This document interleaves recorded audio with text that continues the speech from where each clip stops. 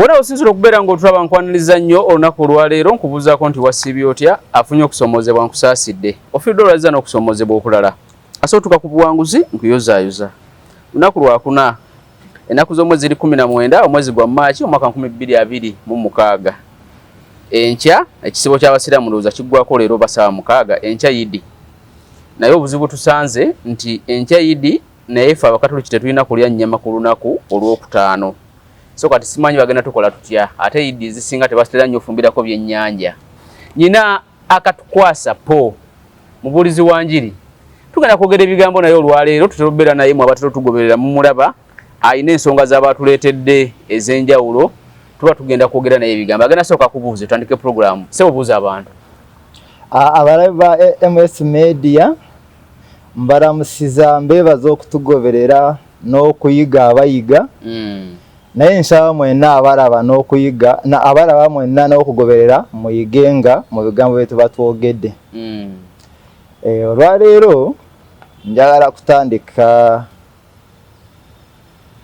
nga nkutuma gwe munnamawulire awali omusajja w'amaanyi bamuyita Seekakiti Seekakiti musiraamu omanyi mu nsi muno mulimu obubinja bwenzikiriza bubiri obusinga okubeera n'okuwakana okungi akamu bakayita Christianism akalala bakayita Muslims so Muslims so abasiraamu bagamba nti Allah ye Katonda Christians bagamba nti Yesu ye Katonda kati okusinza ku bigambo bya Seekakiti ye agamba nti ebi Yesu tabangako Katonda era bwe baba bakumunoonya bamunoonya ajja alye nabe emmere bwate bwagamba Yesu ajja atuule ku lusaniya lw'omuceere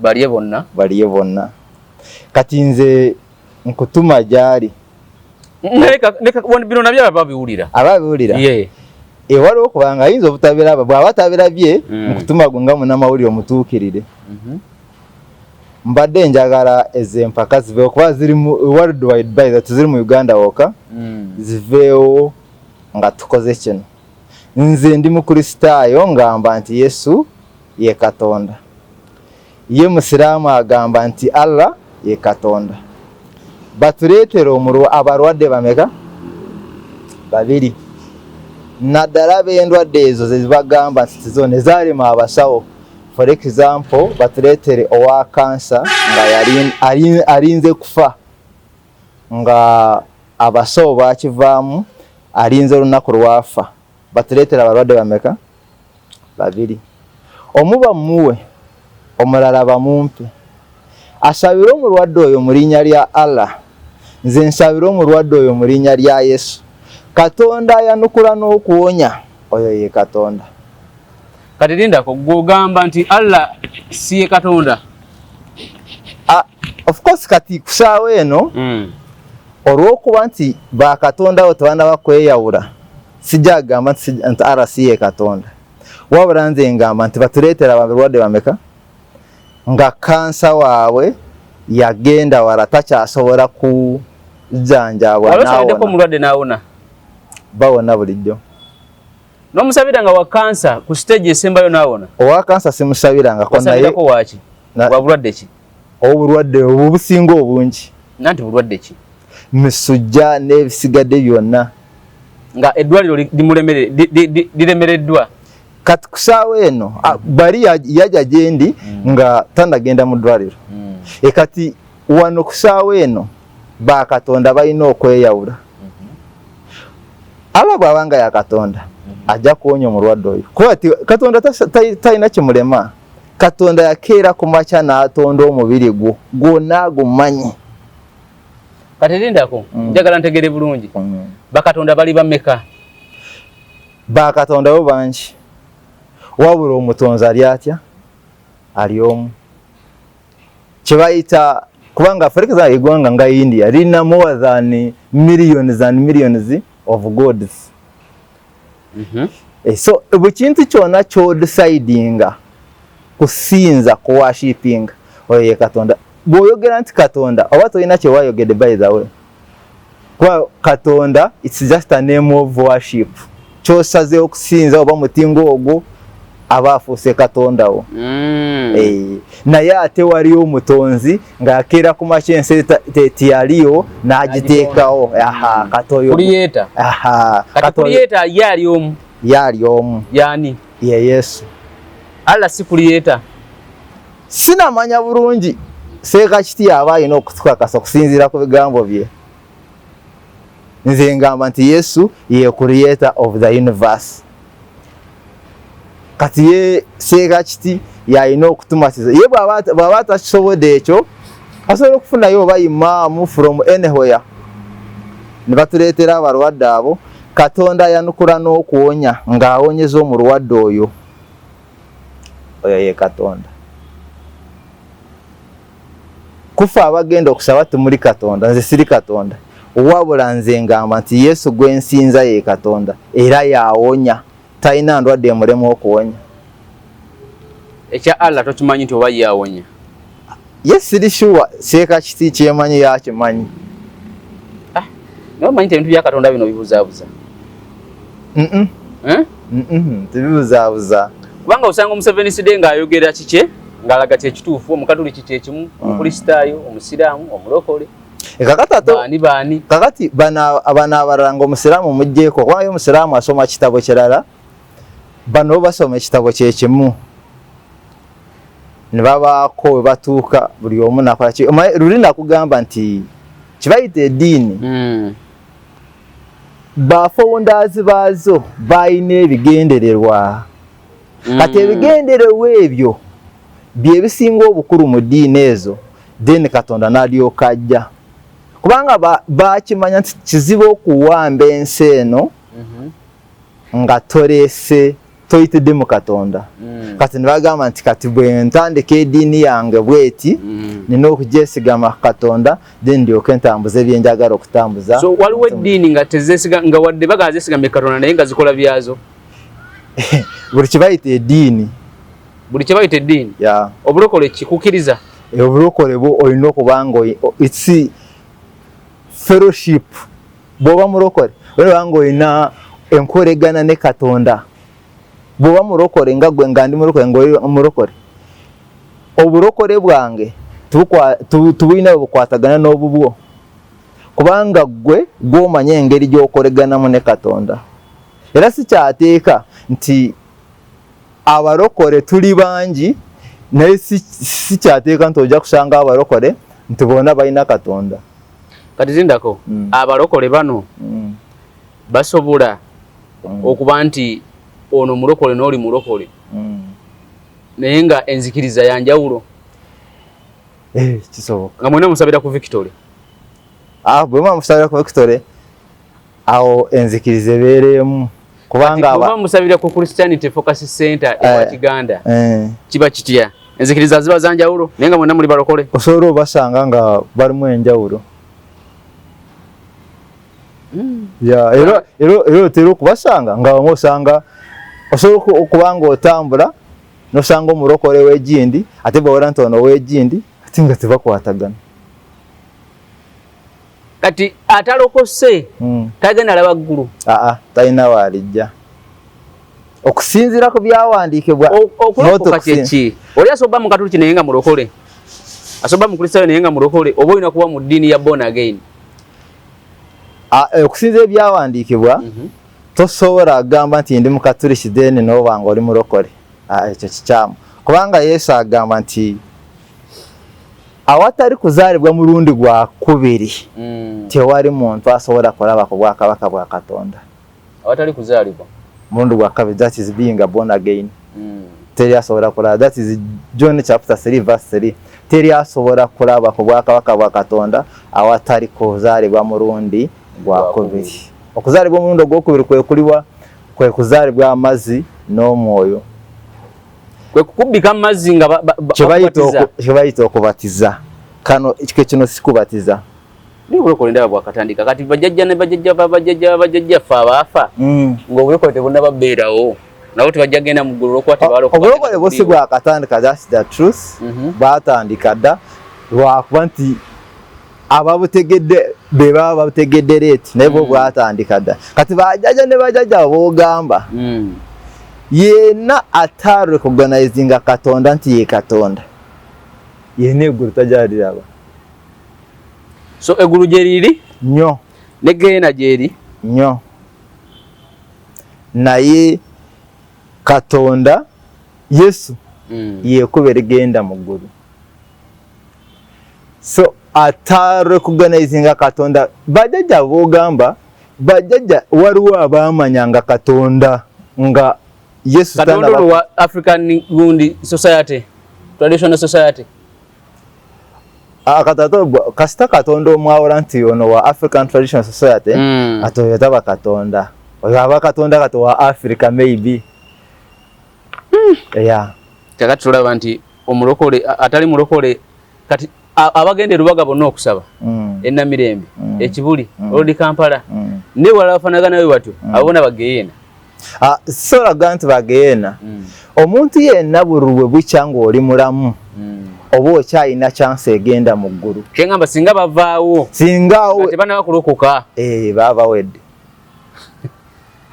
Kati musajja wange Arnold abeera Namirembe buli lwa Sunday buli ddi kati simanyi kitegeeza akolerera bwereere nedda kujjako ng'alokose kubanga alina kulokoka ddala kubanga bw'oba oyagala kukakasa kino kubanga kati ogenda n'ofunayo like priest wakutwala n'omugamba naye omubuze naye eddiini yaffe eno mu byawandiikibwa egyetya kubanga eteekwa okubanga eddiini eyo eri mu biwandiiko nga Katonda agimanyi.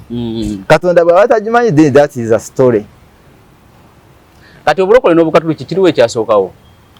Obulokole bwasookawo obukatuliki? Sooka otubuulire. Obukatuliki edda eno yali ddiini nga ya Roman Empire.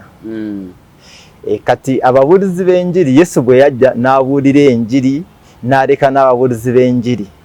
Kati bwe bajja nga baleeta ekintu kyabwe oba nga baleeta enzikiriza eyo ey'enjiri ey'okulokoka n'okukola ki. Kati omukatuliki tiyayagala of course bali banamuyita mukatuliki tiyayagala kuwaayo bintu bye.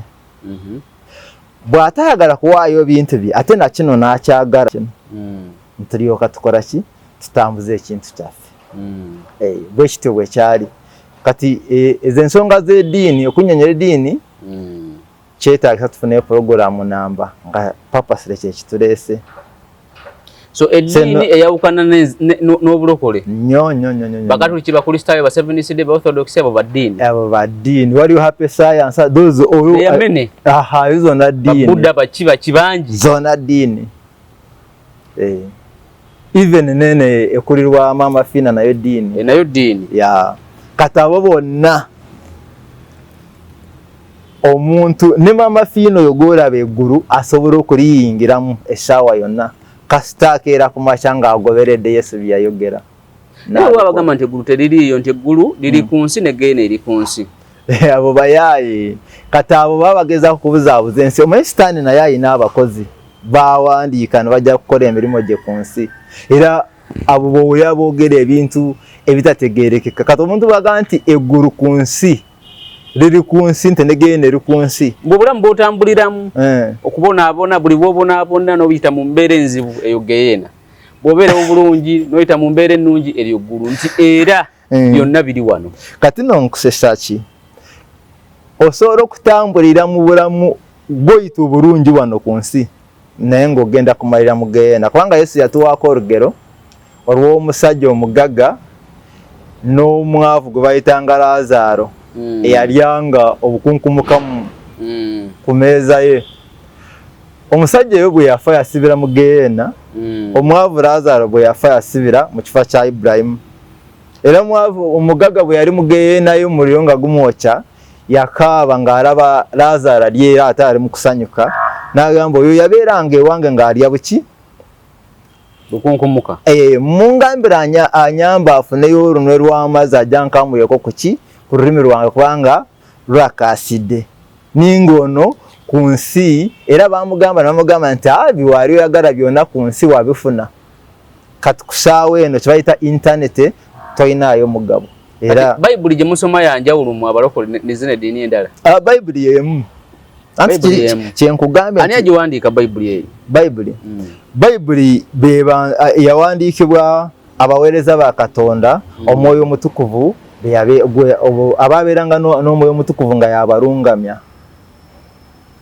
bebagiwandiika era endagaano enkadde yawandiikibwa mu lulimi olwayita olw'Ebraniya endagaano empya neyawandiikibwa mu lulimi olwayita Oluguliika okusingira ddala so tujja kukola programu y'eddiini tubuulire olwaleero ekiddako mbadde njagala kunnyonnyola ku bulamu buno bwe tubeeramu obwensi buno bwennyini obulamu generale mwe kati waliwo challenge wenjiyita challenge nti abantu tukyalemeddwe okwawula wakati wa health and life obulamu health ndowooza kwe kubeera ng'oli mulamu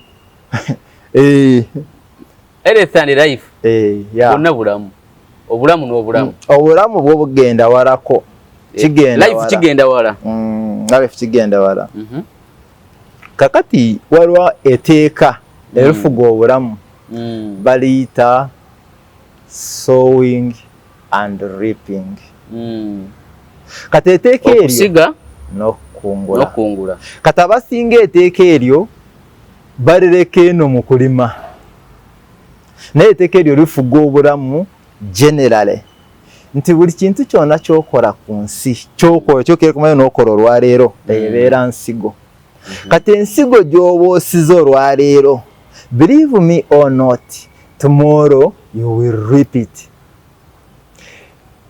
eteeka ly'okusiga n'okukungula tiwali muntu asobola kusiga kiro y'ebijanjaalo n'akungula kiro y'ebijanjaalo era kyawandiikibwa mu Lubeerero ly'essuula 8 olunyiriri lwa 22 lugamba nti ensi ng'ekyaliwo wanaabangawo okusiga n'okukungula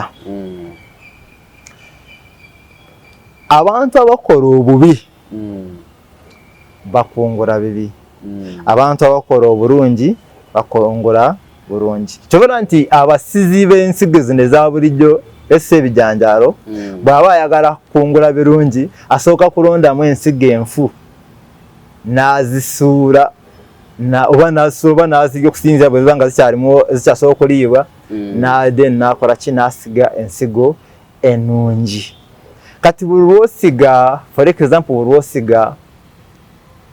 buli lw'osiga n'oyamba omuntu oba osize kirungi mu bulamu bwe tutambuliramu tiwali muntu ali waggulu wakuyambibwa ne bwaba mugagga wabaawo ekiseera ky'otuuka noweetaaga oyinza obuteetaaga sente naye oyinza okwetaaga obuyambi bwonna obukola ki so omuntu yenna buli lw'oyamba oba weeguliddewo olugi olw'okuyambibwa omuntu yenna buli lw'otayamba oba weegaliddewo olugi olw'okuyambibwa Yesu mukama waffe yatugamba nti mwagalenga ki abantu bonna buli lw'osiga obukyayi bwe manya bagenda kukyawa naawe okungula bukyayi so kyosiga kyokungula mu bufunze kyosiga kyokungula era Bagalatiya 6:7 agamba nti tumulimbibwanga abaagalwa omuntu anaakungulanga kyaba akoze eki kyaba asize so eteeka ly'okusiga n'okukungula bwe lityo bwe lifuga obulamu bwaffe olwaleero then Yesu njagala kunyonyola ku Yesu kubanga Yesu topiki gye bayita Jesus Christ esumbuwa abantu bangi naye siraba lwaki ebasumbuwa Yesu abasinga boogera ku Yesu kati nga kyenayogeddeko omusajja kye yayogera balaba Yesu oli eyazaalibwa n'akula era emmere yagiryanga. Naye Yesu mu kitabo kya Ngero sura 8 agamba nti Mukama bwe yali asimba emisingi gy'ensi nze naliwo. Buli kyonna ky'olaba kyatondebwa nga waali, kyatondebwa ku lulwe, kyatondebwa ye, kubanga Yesu kigambo kya Katonda. Kigambo kya Katonda kyayambala omubiri ne kijja kibeereko naffe wano ku nsi, ne kibeera naffe ne kikola emirimu era n'atulaga buli kyonna kye tulina okukola, engeri gye tulina okukolamu ebintu tusobole okubeera ne Katonda. Era teri muntu asobola kubeera ne Katonda nga talina Yesu. Okay. So buli omu alina okuba nga alina Katonda.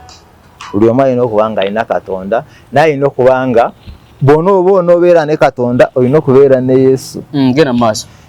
Tosobola kubeera ne Katonda nga tolina Yesu. Tosobola kugenda mu ggulu nga tolina Yesu. So Yesu ne Katonda enjawulo eriwa? Yesu ye Katonda. Kigambo kya Katonda. Tiwaliyo bino byenjogera mbyogera olw'okuba wendi wano. Kati bino ebigambo byange mbyogera okuba nkoze eki wendi wano. Era bwe sibaawo nimuwulira nga njogera muyinza obutabaawo ne kamera muyinza ozireka wano. Nga siriwo kati nimuwulira nga njogera. Tuwulira ddoboozi tudduka. Musobola okudduka n'ebyammwe nimubirekawo. So ne Katonda Yesu olw'okuba kigambo kya Katonda. Katonda Yesu wabeera ne Katonda wakola ki? Wabeera. Yesu ne Katonda tebalina njawulo.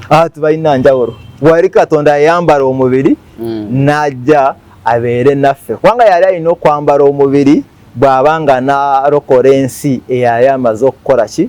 Okuva ku mulamwa. Yali alina okwambala omubiri ajja afiirire omuntu ow'omubiri. Kubanga omubiri guno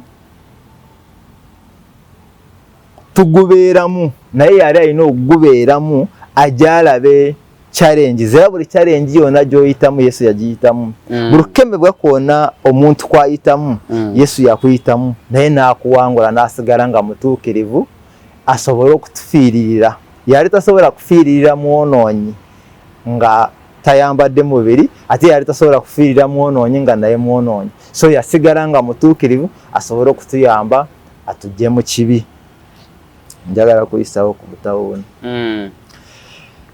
Akatabo kano twakwogerako aka this life then in between choices, what kills young men and women. Nakyusaamu kana akagambo tikaaliko own goal. So omuntu yenna buli lw'okola ekibi kibayita sin oba weeteebye. Own goal. Okay. Oba weeteebye oba ekibi okikoledde ddala ku bulamu bwo era kiba kigenda kutwala bulamu bwo. Last time lwe twakyogerako nafunayo criticism. Ng'abantu bangamba amu nga balaba nga aziifunze njogera bubi. Naye soogera bubi, that's the fact. Nti buli muntu ekibi ky'okola kiddira gwe. Bw'okola ekibi kyonna kiba kitwala bulamu, kikendeeza ku chances ez'okubeera n'obulamu ez'okuwangaala. So ge makulu g'akatabo kano nakyusaamu ne mu kala, naali nkakyusa kala era kati kali mu pink. Akaagala asobola okunkubira ku simu 0773246090. Kaba ka mutwalo gwokka. Kano nakawandiika nga mpandiika corruption. Enguzi. Mu kyaki mu bino bya gavumenti? Mu bulamu enguzi yonna ne gavumenti. So not only mu kyaki. Enguzi bulwadde. Obulwadde obwo busobola okuwona. Kati nga bwe nkugambye nti kansa y'omuntu asobola okuwona n'adda engulu. N'obulwadde bwennyini obw'enguzi busobola okuwona singa byempandiika mbiwandiika nga mubuulizi wa njiri. Singa byempandiise bino biba biteekeddwa mu nkola. Okayisa otya akatabo? bakaita corruption and solution. The corruption and the solution, then it's the 15 pages of reforming the country. So omukungu wa government yena akagarako asoborera kunonyako. Enamba eri ki? Eri 0773 24 69. Enguzi esobola okuviira ddala mu ggwanga lyaffe negenda kubanga n'ebizibu kubanga omuntu amaanyi agaddira omubbe ne gamukyusa n'abakyabba ng'emaanyi ge gamu agasobola okukyusa omuntu n'aba nga takyasobola kulya nguzi oba okugigaba kuba naye ate esobola okuvaawo. Then nsembyayo njagala kwogera ku lutalo lwa Iran, America ne Israel. Kati olutalo olwo bantu bangi balwogerako naye sinawulirayo muntu alwogerako ng'alumanyi. Buli omu ayogera okusinziira amagezi ge kyegakola ki kyegamuwa okusinziira ku byabasomye facts zafunye okugattagatta ku mikutu gy'amawulire egy'enjawulo n'ebirala. Katutwale ekyo naye waliwo amazima gaalwo. Amazima gaalwo gasangibwa mu kitabo kye bayita Genesis chapter 16 verse 12. Genesis chapter 16 verse 12 egamba kangisome waneeno. Genesis chapter 16 verse 12 eyogera ku olutalo olwo lwenyini eyogera bweti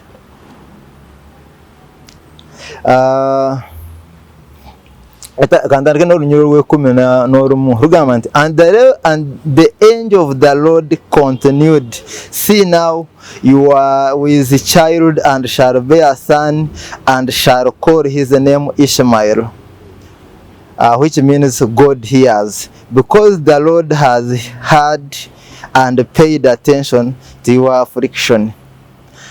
And he, Ishmael, will be as a wild among men. His hand will be against every man, and every man's hand against him. And he will live to the east and on the borders of all his kinsmen. Ono ye mwana gwe bayita Ishmael eyazaalibwa Ibrahimu. Yamuzaala mu mukazi oba mu maid gwe bayitanga Agari. Omwana oyo Ibrahimu yazaala abaana babiri, yazaala Isaaka ne Ismail. Kati Isaac yali omwana w'endagaano ya Katonda. Then ono Ismaili yazaala bawala baabwe, yazaalibwa ku lw'okwegomba kw'omubiri. So baga nti alibeera ng'entulege wakati mu bantu, omukono gwe gulibeera against abantu bonna n'omukono gw'abantu gulibeera against him.